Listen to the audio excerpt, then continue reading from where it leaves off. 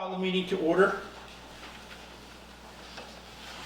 Make a motion to approve the minutes from the January 21st, 2025 meeting. Second.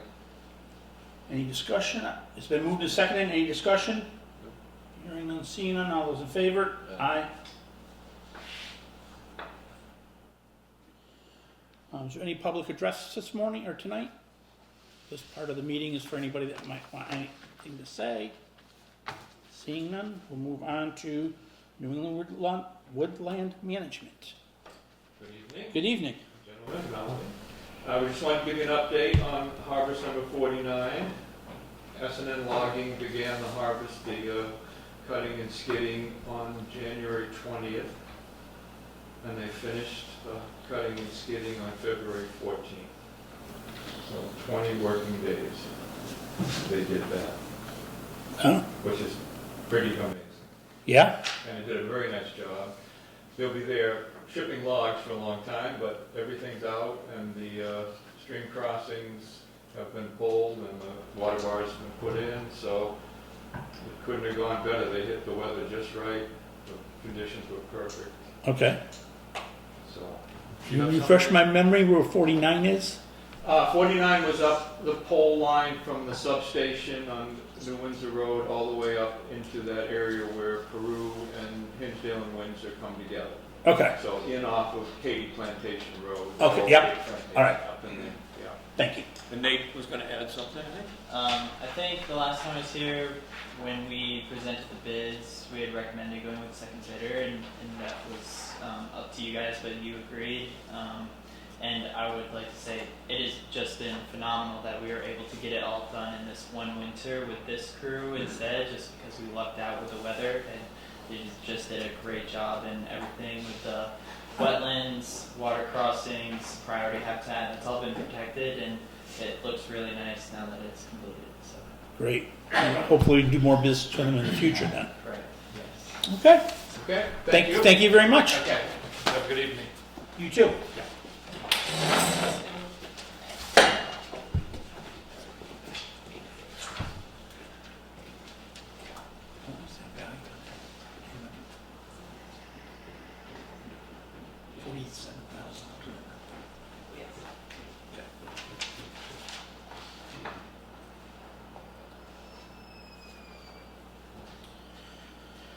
We'll have the report from fire ambulance. Okay, to start off, I wanted to touch base with those at home who may not be aware, with your assistance and with other officers in the department, that we created a command staff, and that it broke it down to assist each one of us with duties of the fire department. We all work full-time jobs, so we don't have a full-time fire chief right now. And again, with your assistance, we came up with a command staff that works this way. Myself, I am the acting chief and incident command, along with the deputy chief, Michael Cachet.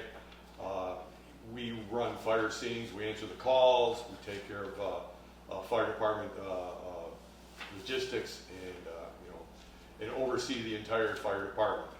The next thing we have is we promoted Dennis Tinker from lieutenant to captain, and he is taking care of operations, daily operations, deals with the fleet, takes care of things with the personnel, makes sure that they're doing the job, and making sure that all duties are being performed, and basically just the day-to-day operations. He's pretty much station captain, and we made him car 4.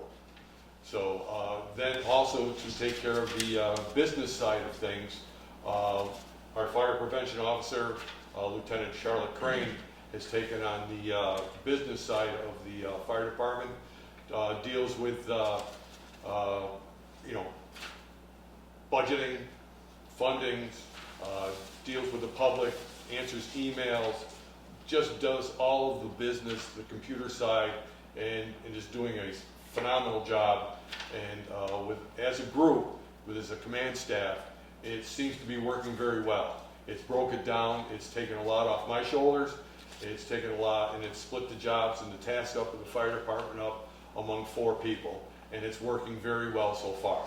everything that I'm hearing from the town hall, finance committees and stuff like that, we seem to be working very well with all those departments, and we're getting positive feedback, and just wanted to let those in town know that that's what we're doing, and that's how we're running the fire department right now as a command staff, and it's working very, very well.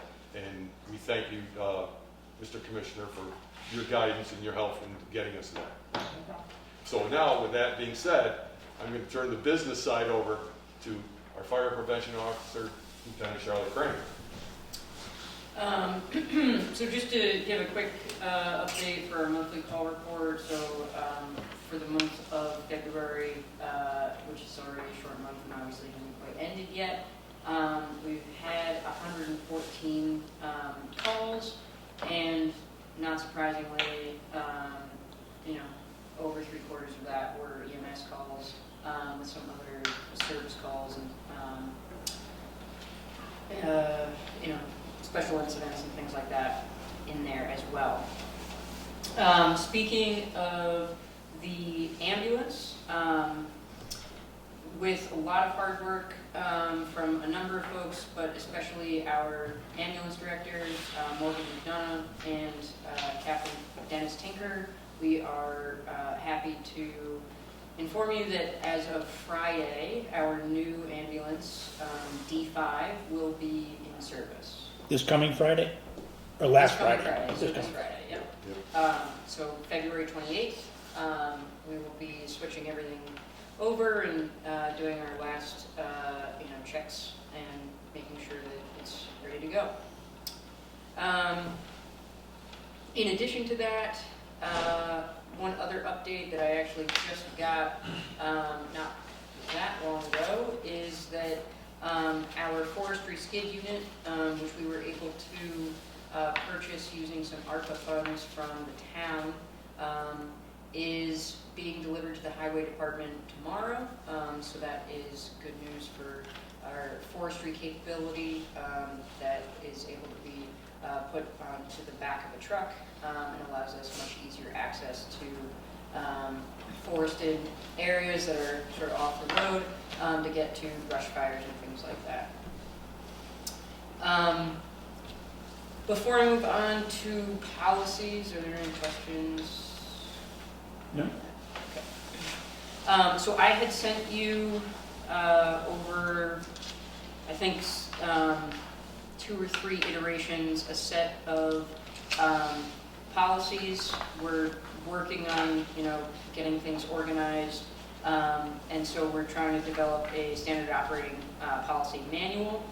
And so I had included both hard copy and electronic forms of the policies listed there. So 106, shift duties and responsibilities, 107, fire department building access, 108, public interactions, 109, media interactions, 110, shift exchange and coverage, 111, radio use, 201, purchase orders, 203, on uniform allowance, 301, on the fire response and deployment, 302, on EMS deployment, 303, on station response, 304, on personally owned vehicle response, and then 501 on turnout gear management.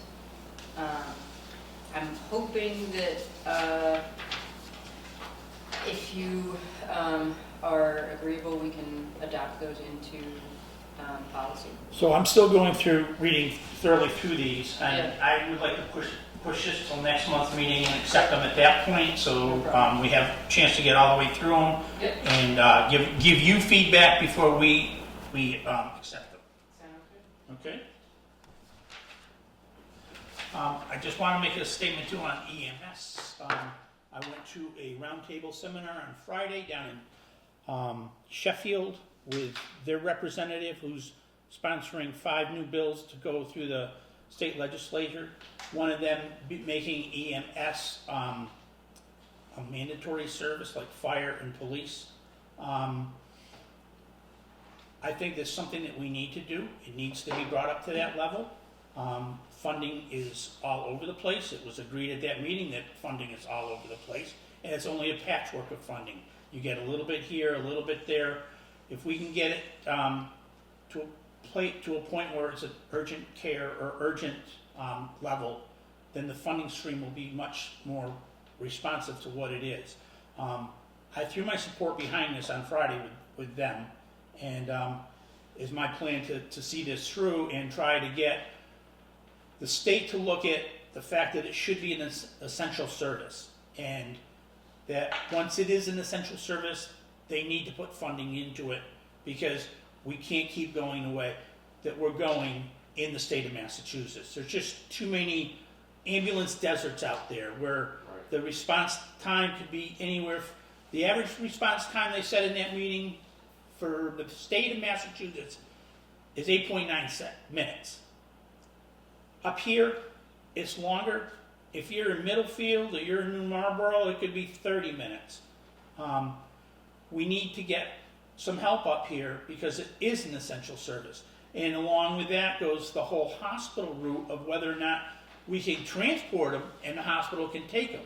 Because if they can't take them, we're just then bound to stay there until they're accepted into the hospital. So that just holds that whole circle up. We can't get our ambulance back in service because we've got EMTs or paramedics waiting to release the patient to the hospital. So it's going to cover all of that. It's going to come up within this next legislative session.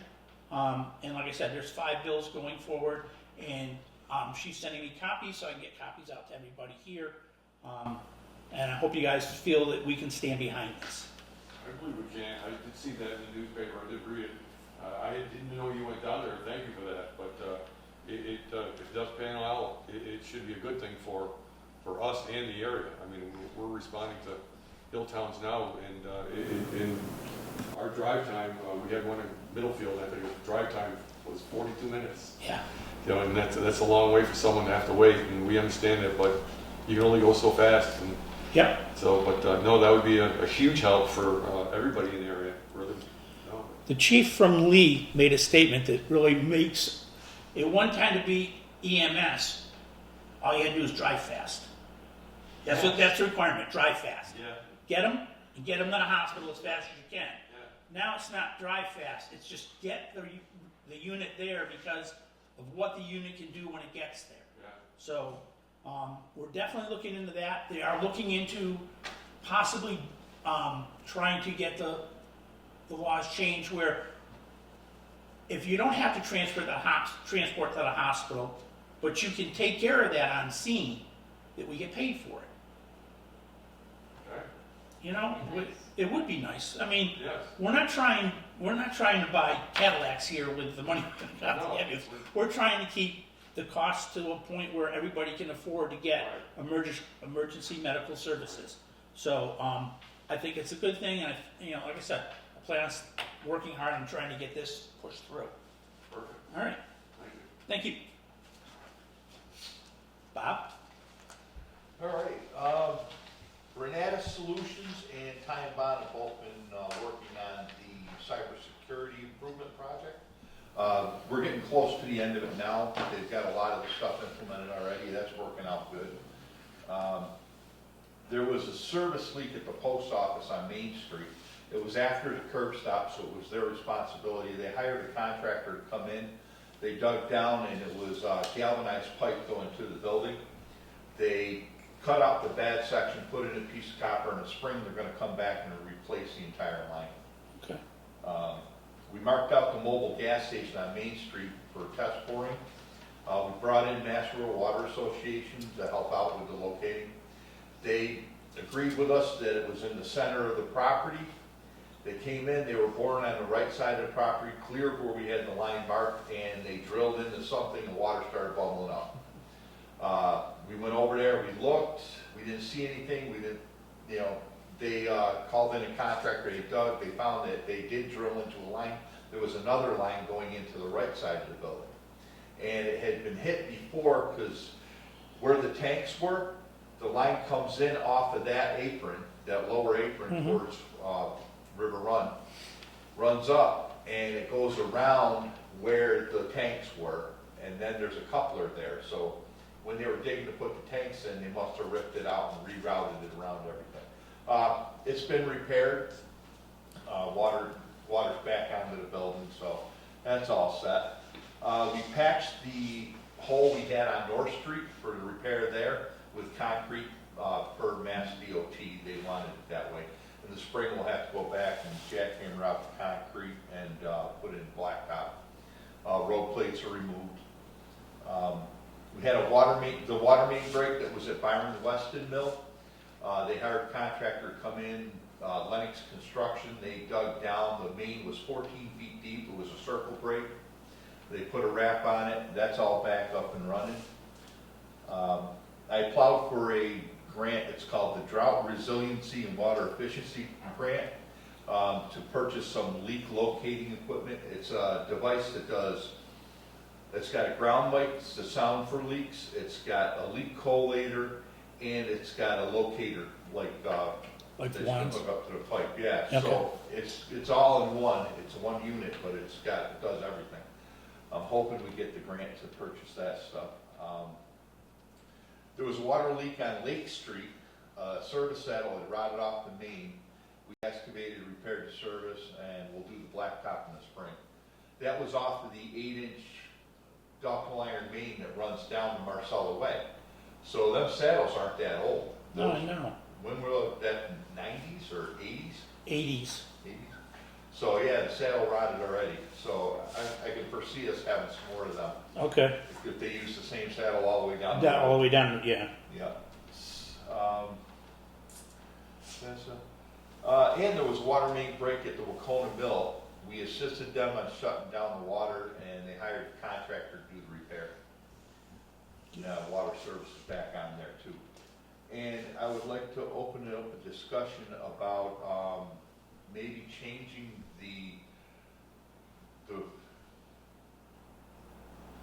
for compensation for emergency situations for the superintendent. Okay. With the increase of water main breaks and stuff, I'm out there in the middle of the night with these guys.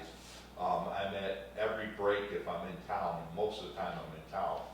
And I'm putting in a lot of hours, and it's hard for me to take the comp time that I would earn from taking this in order, so I'd like to work it out where I'm compensated for emergency situations. Okay.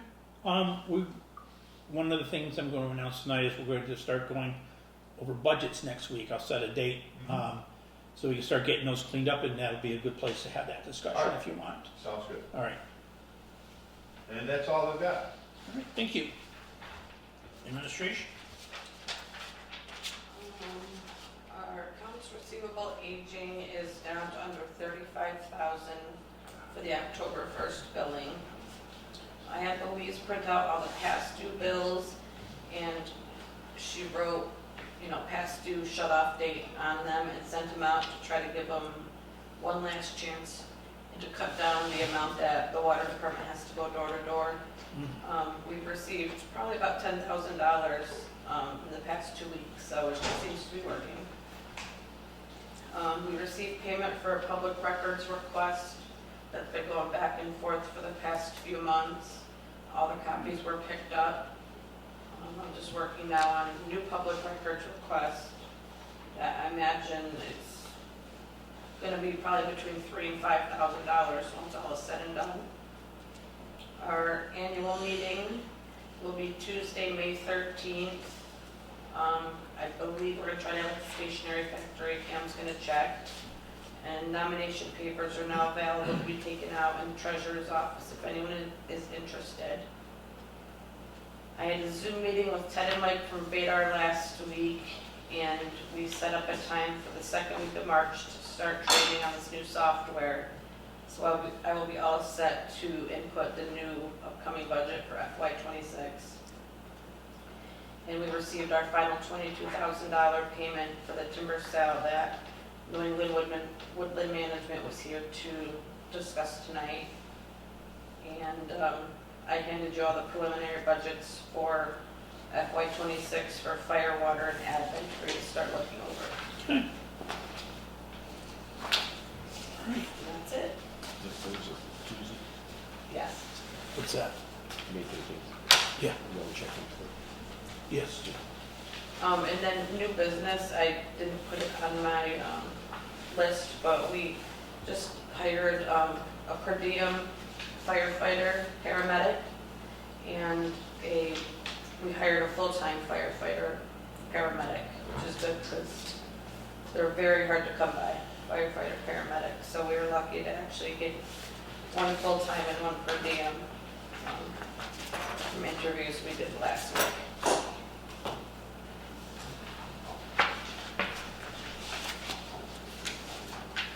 Okay. Anything else? Seeing nothing. Make a motion, we adjourn. Second. Moved and seconded. All those in favor? Aye.